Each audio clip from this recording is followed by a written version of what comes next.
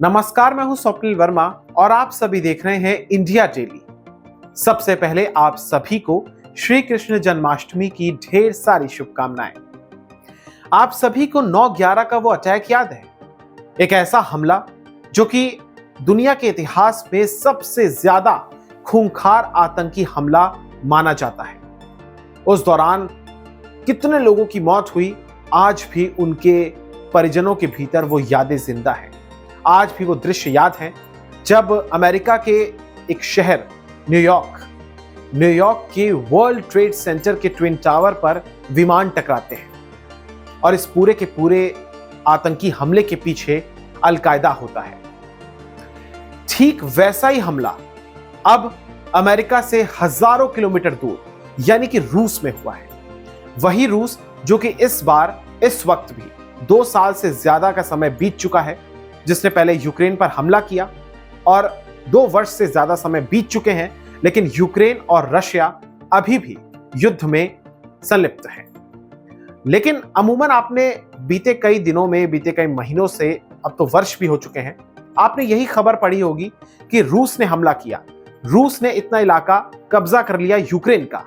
लेकिन पहले ये खबर आई कुछ दिन पहले कि यूक्रेन ने रूस के एक इलाके पर कब्जा कर लिया है और अब यह खबर आ रही है कि रूस के एक शहर सराटोवा में यूक्रेन ने हमला किया है। और जिस तरीके से न्यूयॉर्क में वर्ल्ड ट्रेड सेंटर की ट्विन टावर यानी कि जो उस समय में सबसे ऊंची इमारतें थी उन पर हमला हुआ था, वही इसी रूस के शहर में जो सराटोवा शहर है, इसकी सबसे ऊंची इमारतें जो थी, 38 मंजिल की इमारत थी, इस पर ड्रोन से हमला किया गया।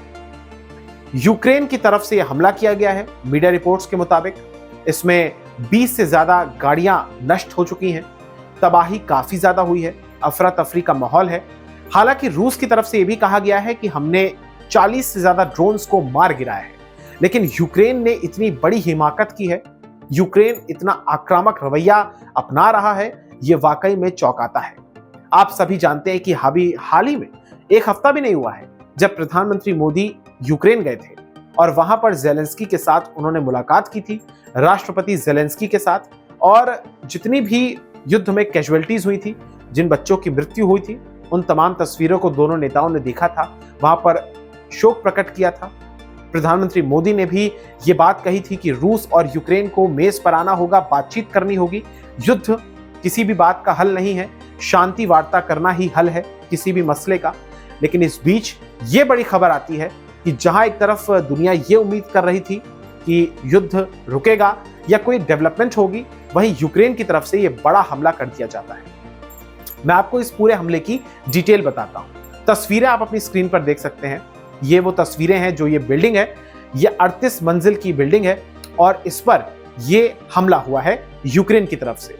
याद रखिएगा कि ये जो बिल्डिंग है ये रूस में आती है, ये रशिया में आती है, पुतिन के रशिया में, और इस पर हमला किया है यूक्रेन ने। मैं आपको बताना चाहूंगा कि ये 38 फ्लोर की बिल्डिंग है, कि हताहत होने की खबर नहीं आई है, जान जाने की खबर नहीं आई है। लेकिन यहां पर रूसी अधिकारियों और समाचार एजेंसीज ने बताया है कि सोमवार को यूक्रेन के ड्रोन हमले में रूस के सारातोवा एरिया में बनी एक बिल्डिंग के फ्लोर में तबाही मची है। मैं आपको एक और बात बताना चाहूंगा कि जो गवर्नर हैं यहाँ के, रोमन बसुरगिन, इन्होंने टेलीग्राम मैसेजिंग ऐप पर यह बताया है कि हमले में एक महिला हालांकि गंभीर तौर पर घायल हो गई हैं, जिन्हें इलाज के लिए अस्पताल में एडमिट कराया गया है। और जो पूरा का पूरा ये हमला है, इसका जो अटैक है, इसका वीडियो सोशल मीडिया पर वायरल हो रहा है, लोग शेयर कर रहे हैं, लोग बातें भी कर रहे हैं। हालांकि मैं एक बात ये कहना चाहूंगा, इंडिया डेली इस वीडियो की पुष्टि नहीं करता है, लेकिन चूंकि ये खबरें आ रही हैं, इसलिए हमारा ये कर्तव्य है कि हम आपके साथ ये पूरी की पूरी खबर साझा करें। जो और डिटेल आ रही है वो मैं आपको बताता हूं कि यहां पर जो सोशल मीडिया पर वायरल है वीडियो, उसमें दिखता है कि एक ड्रोन बहुत ही तेजी से आता है, तेज रफ्तार से आता है और अचानक से वो बिल्डिंग में घुस जाता है और उसके बाद एक बड़ा धमाका होता है। जाहिर सी बात है, फिर आग लगती है और चीख पुकार मच जाती है, गाड़ियां नष्ट हो जाती हैं और जो मलबा गिरता है उसके, जाहिर सी बात है, मलबा जब ऊपर से गिरा तो जो कई गाड़ियां थी वो उसके मलबे के तले दब जाती हैं। मैं आपको बताना चाहूंगा यह हमला एक तरीके से आप कह सकते हैं क्रिया की प्रतिक्रिया में हुआ है, क्योंकि एक ही दिन पहले रूस ने भी यूक्रेन पर हमला किया था और आप कह सकते हैं कि तब रूस की तरफ से उत्तरी, पूर्वी और दक्षिणी यूक्रेन पर हमले किए गए थे और इस हमले में 4 से 5 लोगों की मृत्यु की खबर आई थी, जबकि 30 से ज्यादा लोगों के घायल होने की भी सूचना आई थी। और यूक्रेन की जो एयरफोर्स है उसने ये जानकारी दी थी कि रविवार रात को रूस की सेना ने यूक्रेन के चेर्निहिव, सुमी, खार्किव और डोनेट्स्क में इन तमाम शहरों को निशाना बनाया था। वहीं अब जो रूस का रक्षा मंत्रालय है उसने क्या जवाब दिया है इस हमले के बाद, वो भी आपके लिए जानना जरूरी है। रूस का जो रक्षा मंत्रालय है उन्होंने ये कहा है कि उसके एयर डिफेंस सिस्टम ने यूक्रेन की सीमा से करीब 900 किलोमीटर की दूरी पर स्थित सारातोव क्षेत्र में 9 ड्रोन्स को मार गिराया है। रूस की RIA न्यूज एजेंसीज ने एयरपोर्ट की प्रेस सर्विस का हवाला देते हुए बताया है कि सारातोव एयरपोर्ट पर फ्लाइट्स भी बैन कर दी गई हैं।